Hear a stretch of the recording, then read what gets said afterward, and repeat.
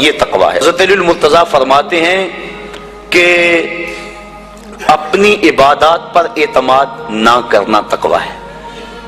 اور حضرت عمر فاروق کا عمل ہمارے سامنے موجود ہے کہ عید کے دن رو رہے تھے، چھوٹی عید کے دن۔ اس نے پوچھا آج تو ہر کوئی خوش ہے اور آپ رو رہے ہیں؟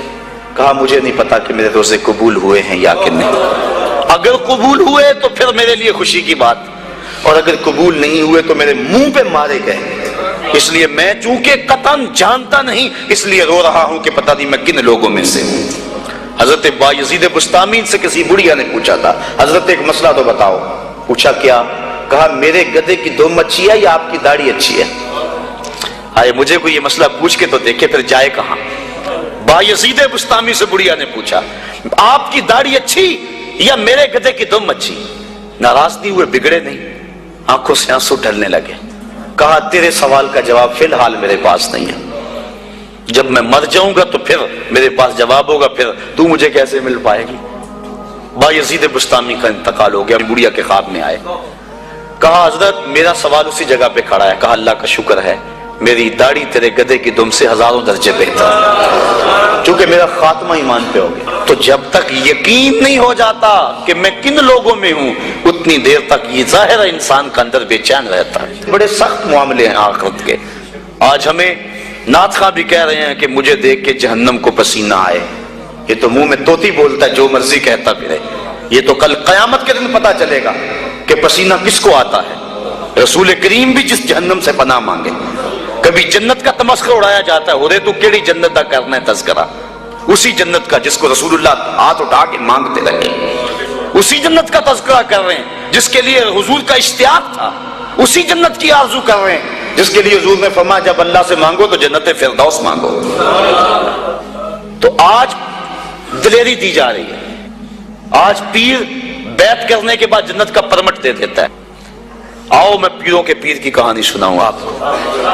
حضرت شیخ سعدی شیرازی فرماتے ہیں کہ ایک بندہ مطاف میں کنکروں کے اوپر پیشانی رکھ کے زاروں کے تار ہو رہا ہے اور کیا کہتا ہے اللہ مجھے معاف کر دے، نہیں تو قیامت کے دن اندھا اٹھانا، میں تیرا کیا تیرے بندوں کا سامنا بھی نہیں کر سکتا۔ اتنے درد سے روتا ہے کہ لوگ اپنی دعائیں چھوڑ کے اس کے لیے دعا کرتے ہیں۔ جن لوگوں نے حج کیا یا عمرہ کیا انہیں اس کا تجربہ ہوگا۔ کچھ لوگ اتنے درد سے روتے ہیں کہ بندہ اپنی دعائیں بھول کے ان کے لیے لگ جاتا ہے۔ مجھے تو جس سال جانا نصیب ہوا تھا تو ان دنوں کے اندر فلسطین کی جنگ پورے زور پہ تھی اور کعبۃ اللہ کی غربی دیوار کے ساتھ فلسطین کے مرد و زن لپٹ کے رویا کرتے تھے، اور جب وہاں ہمارا چکر آتا تھا تو اس وقت طوطے اڑ جاتے اور اپنی دعائیں بھول جاتی اور اللہ کی بارگاہ میں عرض کرتے مالک فلسطین کو آزادی دے دے۔ یہ کسی کا باپ اس کے سامنے کٹا ہوگا، کسی کی گود سے اس کا لال چھوڑ کے ان کے لیے دعائیں کرنے لگ جاتا، فلسطین کی آزادی کے لیے دل تڑپتا، پھر کشمیر کی طرف، آذربائیجان کی طرف، کابل و قندھار کی طرف، دشت لیلا کی طرف اور قلعہ جنگیر تورا بورا کی طرف اور موصل و تقرید کی طرف اور کوفہ و بغداد کی طرف انسان کا دل جاتا کہ وہاں کیا کچھ ہو رہا ہے، اور انسان اپنی دعائیں چھوڑ کے امت کے لیے رونے لگ جاتا ہے۔ تو وہ اتنے درد سے روتا ہے کہ لوگ اپنی دعائیں چھوڑ کے اس کے لیے کہتے ہیں یا اللہ اس بیچارے کو معاف کر دے۔ ایک بندہ تو چھوڑ چھاڑ کے کھڑا ہی اس کے سامنے قریب کھڑا ہو گیا اور کہتا ہے مالک اسے معاف کر دے، مالک اسے معاف کر دے۔ کافی دیر کے بعد وہ شخص جو روتا تھا اٹھ کے جانے لگا۔ اس کو تجسس تھا کہ میں دیکھوں تو صحیح یہ کون ہے اور اس کو تسلی بھی دوں کہ اللہ بڑا کریم ہے تجھے معاف کر دے گا۔ جب اس نے جھک کے جھانک کر دیکھنا چاہا تو چیخیں نکل گئیں، کیوں کہ فائزہ ہوا شیخ عبد القادر جیلانی، یہ زاروں کے تار رونے والا وقت کا غوث شیخ عبد القادر جیلانی۔ حضرت سری سختی رضی اللہ تعالیٰ عنہ نے جنید بغدادی کو بلایا۔ حضرت جنید بغدادی کہ وہ ماموں بھی لگتے ہیں رشتے میں اور پیر بھی لگتے ہیں۔ یہ پیر مرید کی کہانی سنا رہا، آج کا پیر تو گارنٹی دے رہا ہے نا، اللہ اکبر حضور تو حضرت ربیہ کو بھی جنت کی بشارت دیں اور ساتھ کہیں کثرت سجود سے میری مدد کرنا، اور پیر کہتا تجھے پرواہ نہیں ہے۔ آؤ اس پیر مرید کی کہانی سنا رہا ہوں۔ حضرت جنید بغدادی فرماتے ہیں میرے ماموں نے تنہائی میں مجھے بلایا اور مجھے وصیتیں کی، جب ایک وصیت کی تو میرے پاؤں تلے سے زمین نکل گئی۔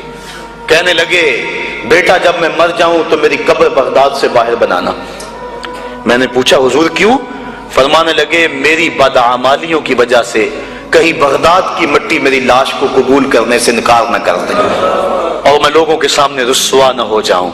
یہ ہیں وہ لوگ تتجافا جنوبہم عن المضاجع، جن کی کروٹیں بستروں سے الگ رہتی ہیں، اللہ کو خوف اور طمع میں پکارتے ہیں، لیکن زندگی کا ایک ایک لمحہ تقوی سے عبارت ہے۔ دنیا میں تکلیفیں صحیح، حضرت امام جعفر صادق ساری زندگی ٹھنڈا پانی نہیں پیا، فرماتے تھے کیا خبر کہ اس کے حساب میں چکرا جاؤں، اور آپ کے مریدین بیٹھے ہوئے ہیں، آپ بھی بیٹھے ہوئے ہیں، لوگ بیٹھے ہیں، کہا یار آج ایک دوسرے سے وعدہ نہ کر لیں، کہا کیا؟ کہا ہم میں سے جو بھی جنت میں جائے وہ دوسروں کو ساتھ لے کے جائے۔ غلاموں نے کہا حضور ہم آپ ہے، یہ خشیت ہے اور ٹھنڈے پانی سے بھی گریز کر رہے ہیں، 3 چیزوں کا حساب نہیں ہوگا قیامت کے دن، ضرورت کے وقت کھانا پینا، اور ستر عورت کے لیے کپڑا لباس، اور ضرورت کا مکان، ان 3 چیزوں کا حساب نہیں ہوگا۔ اس کے علاوہ جو بھی نعمت اللہ نے دی ہے ثم لتسألن یومئذ عن النعیم، اللہ قرآن میں کہتا ہے ہر نعمت کے بارے میں پوچھا جائے گا۔ تو صاحبو جن لوگوں نے اس بات کا خیال رکھا کہ ہمارے رب نے ہمیں پوچھنا ہے اور ایک ایک بات کا ہم نے جواب دینا ہے، یہ بات درست ہے کہ اللہ اپنے فضل سے معاف کرے گا، لیکن سحری کے وقت اٹھ کے سسکیاں بھرنے والا اور رات شراب خانے میں گزارنے والا کیا قیامت کے دن ایک صف میں کھڑے کر دیے جائیں گے؟ یہ کیسے ہوگا؟ غریبوں کا خون چوسنے والا، بیواؤں اور یتیموں کا مال لوٹنے والا اور رات کی تنہائی میں ان کی مدد کرنے والا کیا ایک صف میں کھڑے کر دیے جائیں گے؟ ایسا کیسے ہو سکتا ہے؟ تو صاحب وہ تقویٰ ہے کہ انسان اپنی زندگی کے ایک ایک قدم کو بچا بچا کے رکھے کہ میں اللہ کی ناراضگی سے بچ جاؤں، اور دنیا کو اس نے مشکلات میں ڈال دیا۔ آج کہتے ہیں دین پہ عمل کرنا بڑا مشکل ہے، جو بندہ دین پہ عمل کرنا چاہتا ہے اللہ قرآن میں سورۃ الاعلیٰ میں فرماتا ہے مشکل نہیں، ہم اس کے لیے آسان بنا دیتے ہیں۔ چلو لوگوں کے لیے مشکل ہی صحیح، لیکن اس نے مشکل میں یہ زندگی کاٹ لی، اور دنیا ہے بھی، دنیا سجن المومن، مومن کے لیے ہے بھی قید خانہ، لیکن جب قید سے چھوٹا پھر کیا ہوا؟ اللہ کی رحمتیں بڑھ کے اس کا استقبال کر رہی ہیں، پھر گروہوں کے اندر وہ جنت میں جائیں گے اور فرشتے کہیں گے سلام ہو تمہیں کہ تم نے زندگی اچھے ڈھب سے گزاری ہے، اب جنت میں آ جاؤ، تم اس جنت سے کوئی نکالنے والا نہیں ہے۔ اور وہ کہیں گے اللہ تیری تعریفیں اور تیری خوبیاں، تو نے جو وعدہ کیا تھا آج واقعی تو نے سچا کر دکھایا ہے۔ اور پھر جنت میں ان کو گوناگون نعمتیں دی جائیں گی، اور جنت میں مائے معین ہوگا، حوض کوثر ہوگا، سلسبیل ہوگا، کبھی وہ حوروں سے جام پیئیں گے، کبھی وہ غلمانوں سے جام پیئیں گے، لذت تو بڑی ہوگی، لیکن ایک لذت کی کہانی اللہ نے قرآن میں سنائی، ہمیں ایک وقت ایسا بھی پھر آئے گا وَسَقَاهُمْ رَبُّهُمْ شَرَابًا طَهُورًا، ان کا رب انہیں خود شراب طہور پلائے گا کہ تم نے میرے لیے چھوڑا، دنیا کی شراب تو نہیں پی لو، میرے دست قدرت سے شراب پیو۔ تو وَسَقَاهُمْ رَبُّهُمْ، نہ حوروں کے ہاتھوں سے، نہ غلمانوں کے ہاتھوں سے، نہ کسی اور کے ہاتھوں سے، وَسَقَاهُمْ رَبُّهُمْ۔ پھر دنیا کی تکلیفیں یاد رہیں گی جب مالک شراب طہور پلا رہا ہوگا۔